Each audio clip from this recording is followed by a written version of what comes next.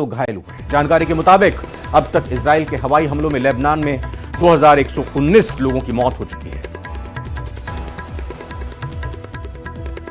तो war zone से बड़ी खबर, जी हां, बड़ी खबर यह मिल रही है कि इजराइल की तरफ से किए गए हवाई हमलों में पिछले 24 घंटों में लेबनान में 36 लोगों की मौत हुई है। 150 से ज्यादा लोग घायल हुए हैं हमलों में। जो और जानकारी आ रही है उसके मुताबिक अभी तक इजराइल के हवाई हमलों में लेबनान में 2119 लोगों की जान जा चुकी है, मौत हो चुकी है।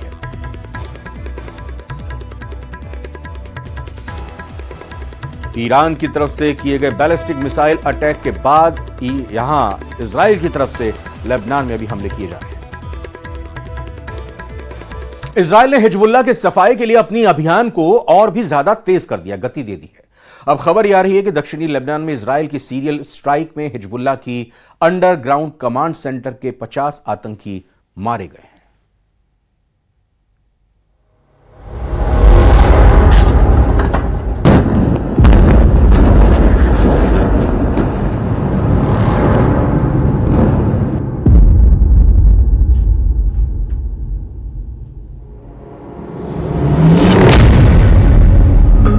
दक्षिणी लेबनान पर इजराइल का बड़ा हमला।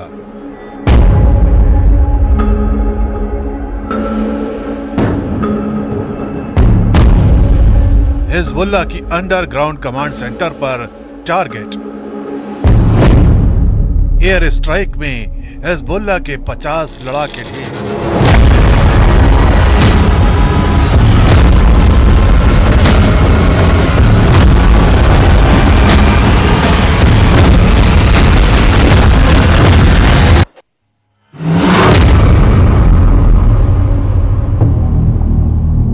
ये खबर हिजबुल्लाह के लिए किसी बड़े सदमे की तरह है। ये खबर बता रही है कि दहशत के दस्ते की तबाही के लिए इजराइल की वॉर मशीनरी ने कैसे बारूद बिछा रखा है। ये खबर साबित कर रही है कि अब हिजबुल्लाह के खात्मे के लिए इजराइल ने कैसे अपने अभियान को तेज कर दिया है। इस बार दक्षिणी लेबनान में इजराइल की एयरफोर्स ने हिजबुल्लाह की अंडरग्राउंड कमांड सेंटर को निशाना बनाया है।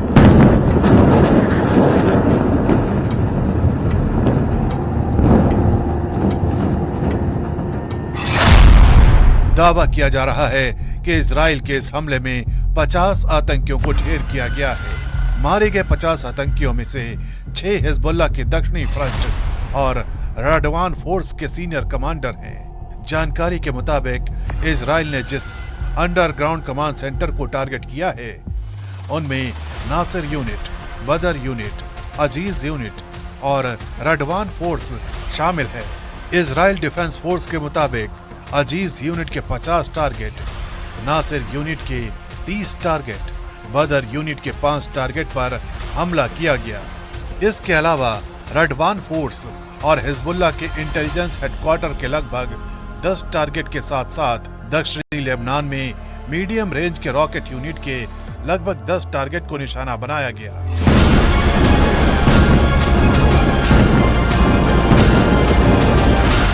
आईडीएफ का अनुमान है कि इन हमलों में कम से कम हिजबुल्लाह के 50 आतंकियों को ढेर किया गया है। जानकारी के मुताबिक इजराइल की एयरफोर्स के इस बड़े हमले में अहमद हसन नाजल रडवान फोर्सेस के बिंट जेविल में अटैक सेक्टर का प्रमुख था।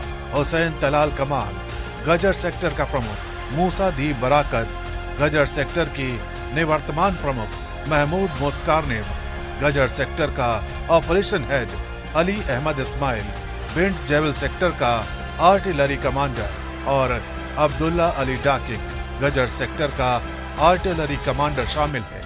यानी इजराइल डिफेंस फोर्स सीधे सीधे उस जड़ पर हमला कर रही है जहां से दहशत की फसल पैदा हो रही है।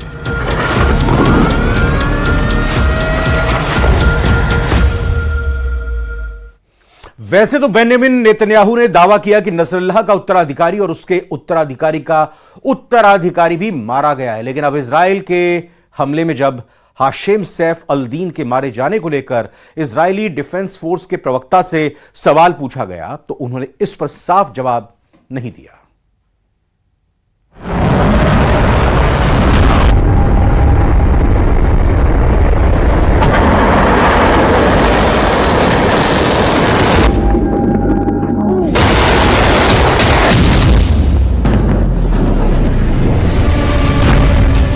मारा गया नसरल्लाह का भाई।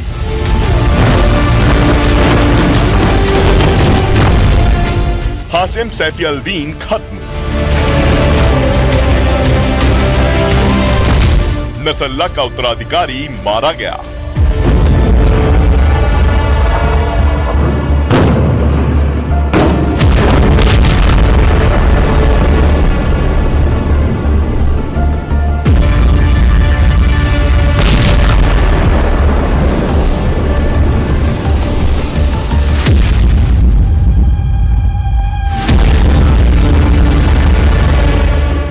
इजराइल का ऑपरेशन नॉर्दर्न एरो जारी है और इस ऑपरेशन के तहत नेतन्याहू के लड़ाके लेबनान में घुसकर हिजबुल्लाह के एक एक ठिकाने को नेस्तनाबूद कर रहे हैं और साथ में इजरायली एयरफोर्स हर दिन सैकड़ों टन बारूद बेरूत पर बरसा रही है। हिजबुल्लाह के मिलिट्री यूनिट की कमांड चेन को पूरी तरह से तबाह करने के बाद भी इजराइल रुका नहीं है और लेबनान में चुन चुनकर हिजबुल्लाह के कमांडरों नेताओं को ठिकाने लगाया जा रहा है। इसी कड़ी में इजराइल डिफेंस फोर्सेस को बहुत बड़ी कामयाबी हाथ लगी है और इस कामयाबी का ऐलान करने खुद इजराइल के प्रधानमंत्री सामने आए। उन्होंने ऐलान किया कि Hezbollah chief Syed Hassan Nasrallah के उत्तराधिकारी और उस उत्तराधिकारी के उत्तराधिकारी को भी इजराइल ने खत्म कर दिया है। Israel has a right to defend itself. Israel also has a right to win, and Israel will win. We've degraded Hezbollah's capabilities. We took out thousands of terrorists, including Nasrallah himself, and Nasrallah's replacement, and the replacement of his replacement. Hassan Nasrallah के मारे जाने के बाद Hezbollah की नई leadership को भी कुछ ही दिनों में हलाक करने पर बेंजामिन नेतन्याहू ने ऐलान किया है और ये हिजबुल्लाह के लिए बहुत बड़ा झटका है। हालांकि ना तो हिजबुल्लाह की तरफ से और ना ही ईरान की तरफ से नेतन्याहू के इस ऐलान के बाद कोई बयान आया है। हालांकि हिजबुल्लाह का उत्तरी इजराइल पर हमलों का सिलसिला बदस्तूर जारी है।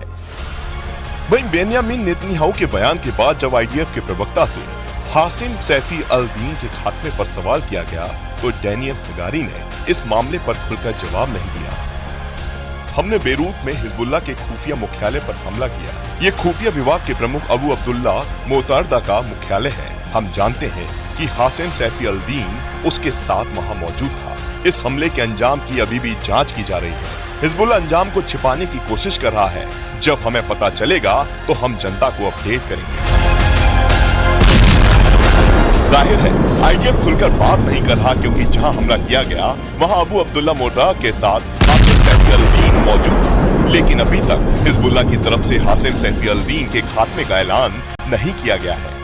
हालांकि जिस तरह से हिजबुल्लाह की टॉप लीडरशिप को खत्म किया जा रहा है उसी के आधार पर नेतन्याहू ने ऐलान किया है कि हसन नसरल्लाह का भाई और उसका उत्तराधिकारी हासिम सैफी अल-दीन और संबत उत्तराधिकारी को इजराइल ने बेरूत की दहिया में किए हमलों में मार गिराया है।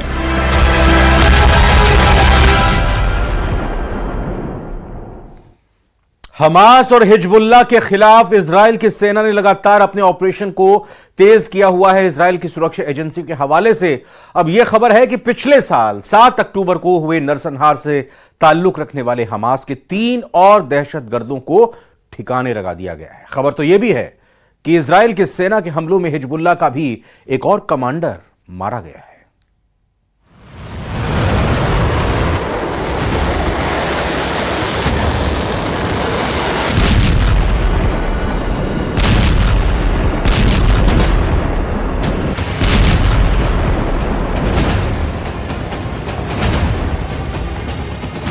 अब से साल भर पहले हमास के जिन लड़ाकों ने इजराइल में तबाही की स्क्रिप्ट तैयार की, अब उसी स्क्रिप्ट का क्लाइमेक्स इजराइल डिफेंस फोर्स लिख रही है।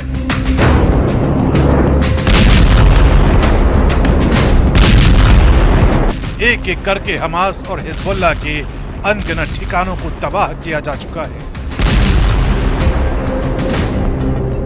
इजराइल की बारूदी ब्रिगेड गाजा से लेकर बेरूत तक हमास और हिजबुल्लाह के लड़ाकों को कोने कोने से ढूंढकर उन्हें ठिकाने लगा रही है।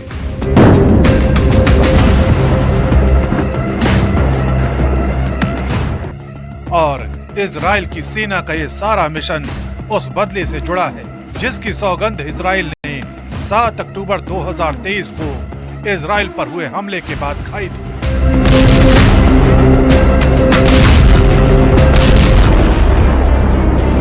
यानी हमास और हिजबुल्लाह के अंत की सौगंध। इसी कड़ी में इजराइल डिफेंस फोर्स और इजराइल की सुरक्षा एजेंसी शिन बेट ने बड़ा दावा किया है। इस दावे के मुताबिक इजराइल के हमलों में हमास के 3 और लड़ाके ढेर कर दिए गए हैं। 30 सितंबर को मोहम्मद राफा को गाजा के एक स्कूल में मार गिराया गया, जबकि 1 अक्टूबर को मोहम्मद जिनॉन और बासिल अखराज को ठिकाने लगाया गया।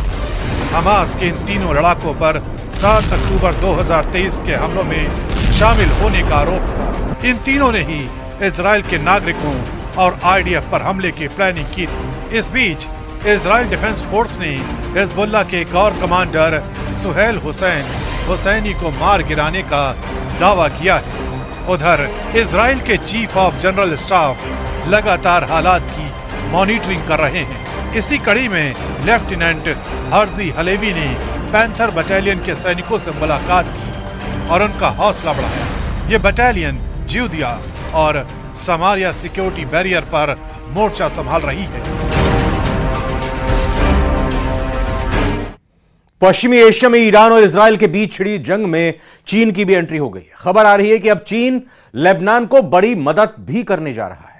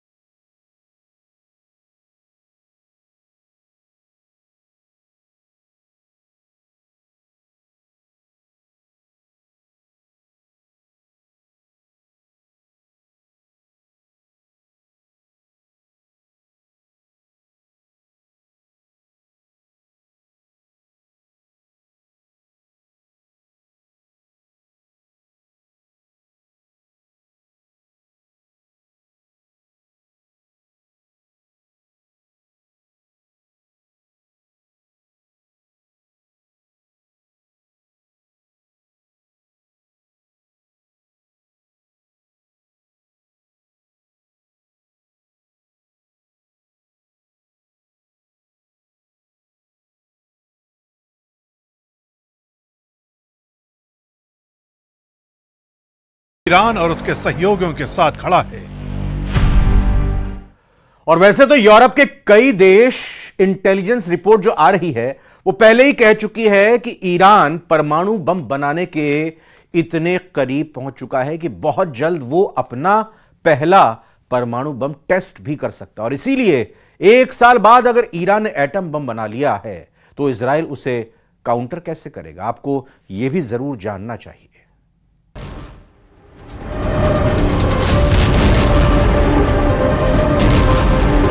ईरान के मिसाइल रोकने में इजराइल फेल रहा है।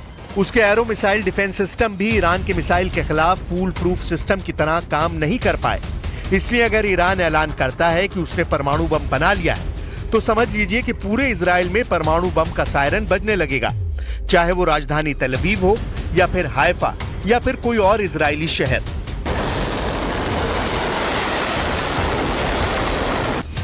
ईरान के परमाणु ठिकानों को लेकर IAEA यानी अंतर्राष्ट्रीय परमाणु ऊर्जा एजेंसी की एक सीक्रेट रिपोर्ट पहले ही इजराइल और अमेरिका को बहुत ज्यादा डरा चुकी है। IAEA की सीक्रेट रिपोर्ट में दावा किया गया है कि ईरान ने 60% तक संवर्धित यूरेनियम इकट्ठा कर लिया है। इसीलिए कहा जा रहा है कि बहुत जल्दी ईरान इससे 3 एटम बम बना सकता है। ईरान का यूरेनियम का स्टॉक 6 किलो 700 ग्राम से बढ़कर 128 किलो तक पहुंच गया है। एक परमाणु बम बनाने के लिए यूरेनियम का 90% तक संवर्धन करना जरूरी है और दावा किया जा रहा है कि ईरान ने 60% तक संवर्धन कर लिया है। ऐसे दावे इजराइल और अमेरिका भी लगातार करते रहे हैं, लेकिन जब युद्ध के बीच हालात ऐसे हों और ईरान में आए एक भूकंप को परमाणु परीक्षण से जोड़कर देखा जा रहा हो, तो समझ जाइए कि इजराइल के लिए बैकफुट पर आने का वक्त आ गया है।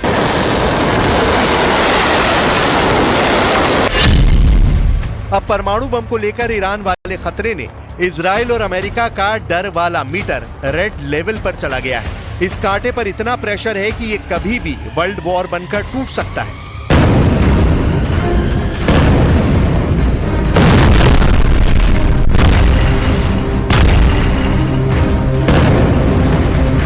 سیاست ما سیاست جنگ و ادامه تنش نیست، اگرچه برای اون آمادگی داریم. سیاست ما توقف درگیری ها هست و رسیدن به یک آتشبس عادلانه که مورد توافق، مورد قبول و پذیرش مقاومت باشه.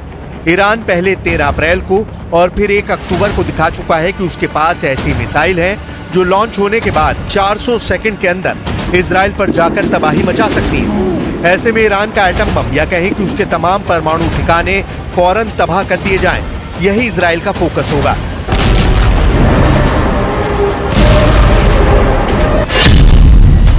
अभी ईरान ने 6 स्पॉट पर न्यूक्लियर रिएक्टर लगाए हुए हैं, लेकिन इनमें से 2 अहम साइट हैं।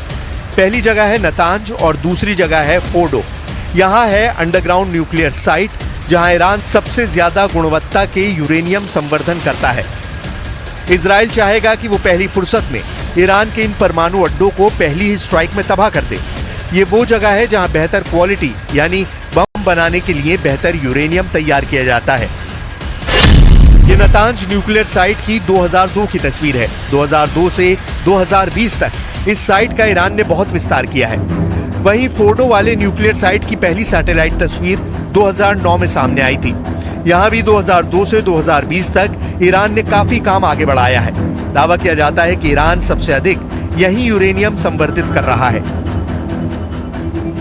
अब तक ईरान की नीति साफ है कि वो परमाणु बम नहीं बनाएगा। सुप्रीम लीडर अली खामनेई भी इसे बार बार दोहरा चुके हैं, लेकिन अब हालात अलग है। अब दुश्मन सामने है और खतरा ईरान के परमाणु अड्डों को भी है। सवाल है कि क्या खामनेई अपनी नीति बदलने पर और फिलहाल स्पेशल रिपोर्ट में अभी इतना ही। आगे देखिएगा खबर दोपहर। बने रहिए न्यूज़ 18 राजस्थान के साथ।